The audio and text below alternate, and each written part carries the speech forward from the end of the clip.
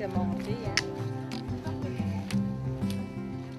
J'ai adoré cette expérience-là, puis c'est une expérience qui m'a beaucoup apporté du dépassement de moi-même. Puis si c'était à refaire, je le referais, c'est certain. Bien, en fait, 130 km de montée, descente, montagne, quelques pics, ça a été plus difficile que je croyais, mais fabuleux, des images incroyables à rapporter chez nous.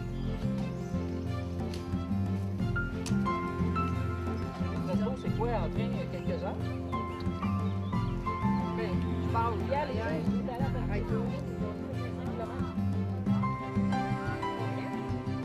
Plus difficile un peu par endroits que je croyais, mais c'était vraiment, les paysages sont extraordinaires, la vue en montagne, c'était vraiment beau.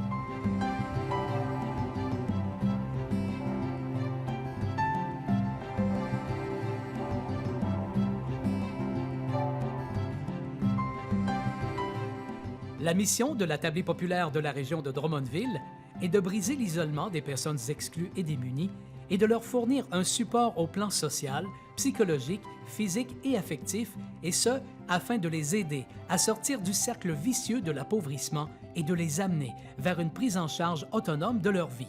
Conséquemment, nous devons tendre, nous aussi, vers l'autonomie. C'est pourquoi nous avons créé l'activité La Grande Marche pour la Fondation de la Tablée populaire, ce qui nous permet de développer notre autofinancement. Tous les participants à cette activité qu'est la Grande Marche, en collaboration avec SCA, ont dû se faire parrainer 100 km de marche à raison de 40 $ du kilomètre, soit pour un total de 4 000 $ qu'ils ont remis en don à la Fondation de la Tablée populaire. Nous sommes allés dans la vallée du Kaisersberg en Alsace, sur la frontière de la France avec l'Allemagne, entre le 4 et le 12 juin 2009. Vous allez maintenant suivre notre marche tout au long de ce périple. Nous débarquons d'abord à Colmar, ville fondée en 823, pour une visite touristique avant de débuter notre grande marche. Qu'on visite la ville à pied ou en barque sur les canaux de la Petite Venise, ses fontaines, ses cigognes, ses maisons à colombage, ses géraniums au balcon, disent tout de son appartenance à l'Alsace. Ni les guerres, ni le temps ne se lisent sur son visage. Si le patrimoine culturel est inépuisable, les plaisirs de la table le sont tout autant. Excellent point de départ pour découvrir la route des vins, c'est aussi le lieu idéal pour mieux connaître l'Alsace gastronomique. Ah oui, c'est sûr.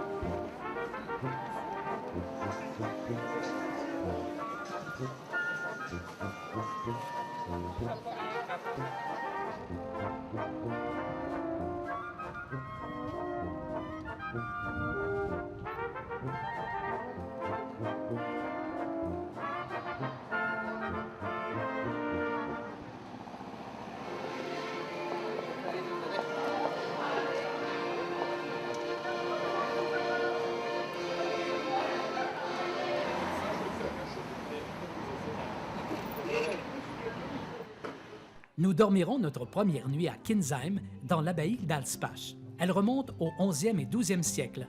À cette époque, vivaient à Kinsheim quelques religieuses de l'ordre de Sainte-Claire. L'hôtellerie de l'abbaye d'Alspach est ainsi nommée pour commémorer les souvenirs des Clarisses d'il y a 700 ans. Le village de Kinsheim est situé au cœur des vignes, non loin de Kaisersberg. Kinsheim est typique des villages viticoles d'Alsace avec ses belles maisons à colombage, ses remparts, ses vignes et le château Schwendi. Kinsheim est encore peu connu des touristes, mais mérite vraiment une visite. De là, nous terminerons les derniers préparatifs pour les 6 prochains jours de marche du groupe. C'est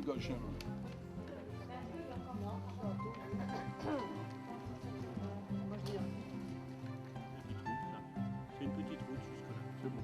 Le numéro? Juste à côté des cerisiers, on passe à côté Oui, la sortie par là-bas et ça monte tout droit. Tout droit. Et puis alors à un moment donné, il faut bifurquer à gauche et puis aller vers Riquier. Pour cette première journée, nous marcherons 19 km et ce pendant plus de 6 heures. Nous serons dans le vignoble alsacien et sur les premiers contreforts des Vosges.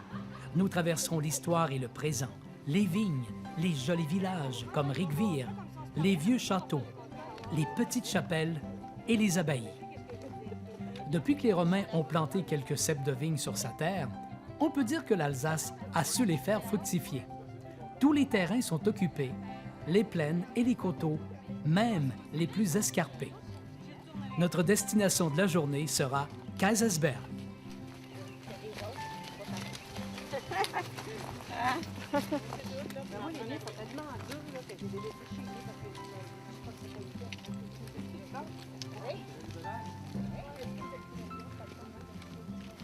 En milieu de journée, nous arrivons dans un des plus beaux villages médiévaux de l'Alsace, Rigvir. Nous sommes même accueillis par un villageois qui nous invite à aller manger notre pique-nique chez lui. Oui, justement pour le film, il faut le mettre en place, les cheveux.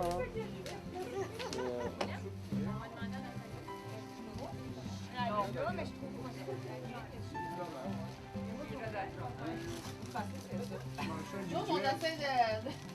OK, pour manger, se débrouiller, là. On est comme au Saint-Hubert, là. On les mange comme on peut, là. C'est bon, il est fumé? Oui, il est fumé. Fumé comme des boudards. Rigvir est un superbe village sorti d'un conte de fées qui se blottit au pied des Vosges sur la route des vins. La ville la plus célèbre du vignoble alsacien porte la marque de l'histoire. Rigvir n'a pratiquement pas bougé depuis la Renaissance, époque faste où le vin créa nombre de fortunes. Ici, tout est à voir et à faire. Rigvir mérite amplement son label de plus beau village de France. Les ruelles pavées, groupées autour du tracé de l'ancien rempart de 1291, et les maisons pittoresques à colombage, parfois peintes en rouge, vert ou jaune vif, offrent aux visiteurs un charmant visage de l'Alsace. Nos marcheurs qui flânent le long des rues admirent notamment l'Obertor, la porte supérieure des remparts, édifiée au 16e siècle, qui a conservé sa herse et l'emplacement de l'ancien pont-levis, et la tour Beffroi du Dolder, qui élève ses 4 étages de briques et de colombage au-dessus de la ville. Dans les rues du Cerf et de Saint-Nicolas, nous découvrons d'imposantes demeures et les plus observateurs remarqueront les pittoresques poteaux de bois sculptés et peints, ainsi que les enseignes métalliques ouvragées signalant commerces et boutiques. On s'y arrête pour au moins 2 heures.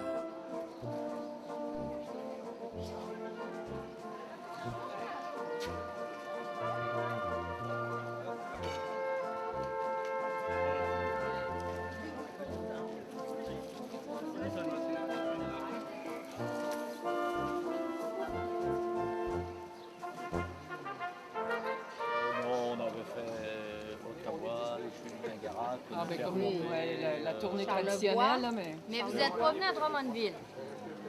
Mais venez à passer. Là, Après cette première journée bien remplie, nos marcheurs arrivent à Kaysersberg pour leur 2e nuit.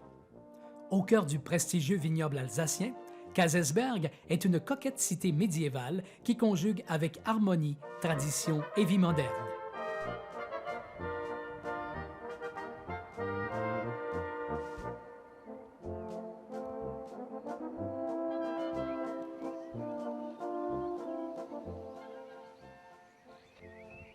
Dominé par son château impérial du 13e siècle et son donjon pointé vers la ligne bleue des Vosges, Kaysersberg nous convie à découvrir ses multiples joyaux. La ville basse et son agréable désordre de maisons à colombage, l'hôtel de ville style Renaissance, le pont fortifié, l'église et le musée historique.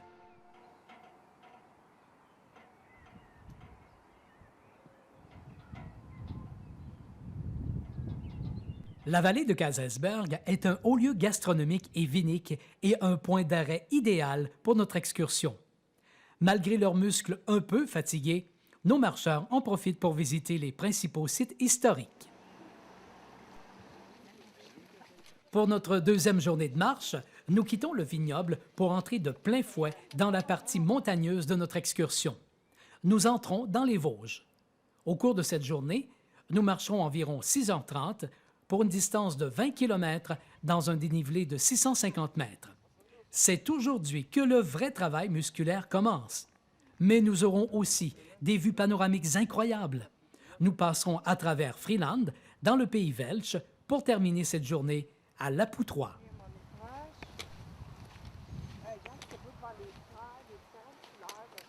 Regarde le soleil dans la vallée. Oh, wow!